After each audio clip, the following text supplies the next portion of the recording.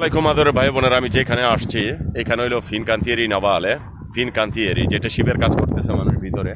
তো এখানে একজনকে জিজ্ঞেস করলাম, ভালো একটা পজিশনে থাকে, তাকে জিজ্ঞেস করলাম, আমাকে একটা অ্যাড্রেস দিছে যেখানে কাজের মেন দায়িত্ব পালন করা হয়। তো আশা করি সেখান পর্যন্ত আমি যাব, ইনশাআল্লাহ যাব, এবং আপনাদেরকে কিছু দেখাই। এই যে ঘোলা পানি দেখতেছেন সাগরে, এখানে ময়লা আবর্জনা মানে সব কিছু পাস হচ্ছে, একটু গন্ধ গন্ধ হলে কি হবে।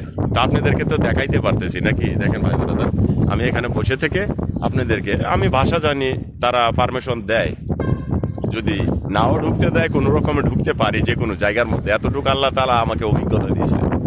যাই হোক ভাই ব্রাদার, আপনাদের সাথে আছি, সাথে থাকবো, আমার জন্য দোয়া করবেন। আমি এটার মেইন গোড়া পর্যন্ত দেখি।